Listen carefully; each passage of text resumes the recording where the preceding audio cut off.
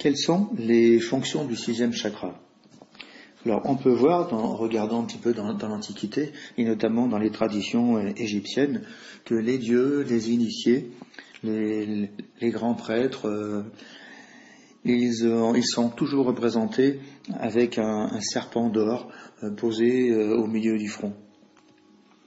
Et c'est pas par hasard que ce serpent se trouve à cet endroit-là. Donc c'est vrai qu'actuellement sur Terre, le serpent est associé à deux visions diamétralement opposées. La vision plutôt judéo-chrétienne de la trahison, de la tromperie, de la manipulation. Le serpent qui représente aussi la traîtrise et donc la chute dans l'oubli, la chute dans la matérialité et la perte de la conscience d'éveil et la conscience de lumière et d'amour.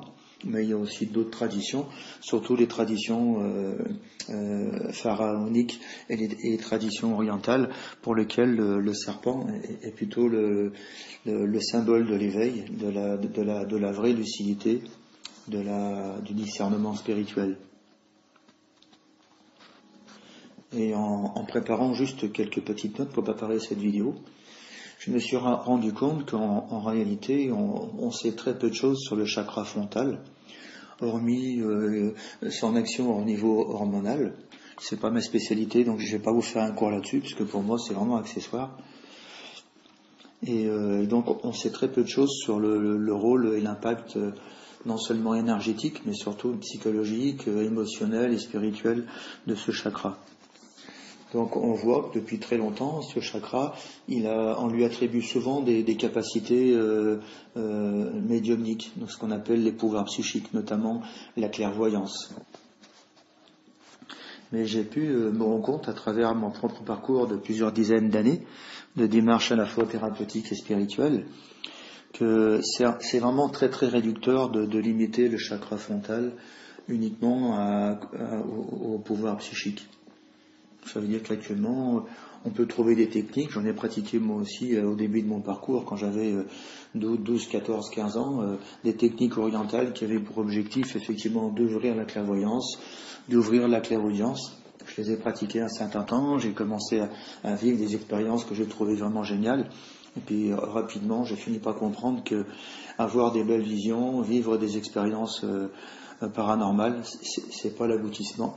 C'est surtout pas un accomplissement de ce que c'est qu'un être humain et de qu'est-ce que c'est que l'amour et qu'est-ce que c'est que l'éveil. Et à partir de la vision qui est la mienne, je peux aussi vraiment vous mettre en garde et vous dire que c'est vraiment très très dangereux de faire un travail d'activation de ce chakra-là en ayant pour seul et unique objectif l'éveil de la clairvoyance ou de la clairaudience. Car il y a une chose qu'on oublie souvent, parce que c'est très très peu enseigné ce que je vais vous dire là, c'est que tout pouvoir, que ce soit un pouvoir psychique lié au corps énergétique ou au corps astral, que l'on nomme souvent comme étant des pouvoirs dits inférieurs, à la différence des pouvoirs spirituels qui eux sont posés, sont activés dans les corps supérieurs, dans les corps spirituels, dans le corps causal. Les pouvoirs psychiques, qu'on appelle aussi les pouvoirs paranormaux, ils introduisent toujours une plus grande responsabilité. Chaque fois que vous éveillez en vous un pouvoir spirituel, un pouvoir psychique, ça va mettre sur vos épaules une responsabilité encore plus grande. Car fondamentalement, les pouvoirs, les capacités divines que nous portons en nous, elles sont toujours destinées à être mises au service des autres, au service de la lumière, au service de l'amour. Mais malheureusement, quand vous faites un travail délibéré pour activer les pouvoirs psychiques du chakra frontal, sans avoir fait au préalable tout ce travail de guérison psychologique et surtout d'éveil spirituel, vous vous retrouvez entre les mains avec un pouvoir qui effectivement est intéressant, un pouvoir qui est agissant et qui est efficace, mais en même temps avec une espèce d'innocence,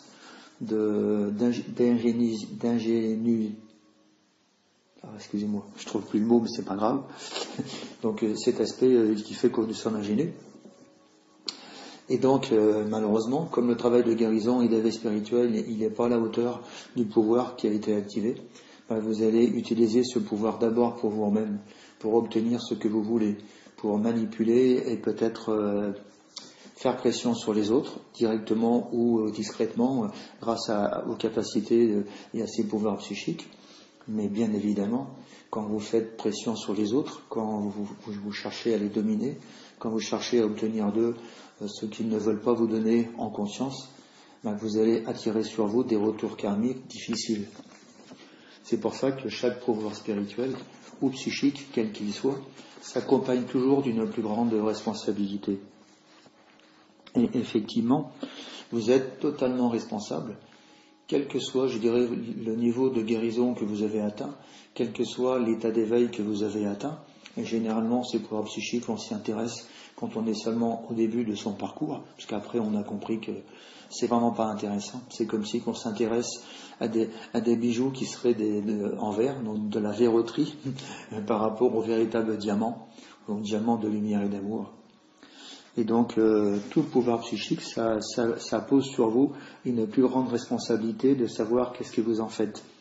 Est-ce que ces pouvoirs sont mis au service des autres pour les aider, pour les faire avancer, pour se libérer de la souffrance, les faire grandir dans l'amour d'eux-mêmes et des autres? Ou est-ce qu'au contraire, vous rentrez dans un usage sombre de ce pouvoir qui est exclusivement mis à votre service et en plus au détriment des autres? C'est pour ça que je vous mets en garde par rapport aux techniques qui vous vendent des résultats mirobolants sur le fait que c'est vraiment génial de développer la clairvoyance, la clairaudience et tous ces pouvoirs-là.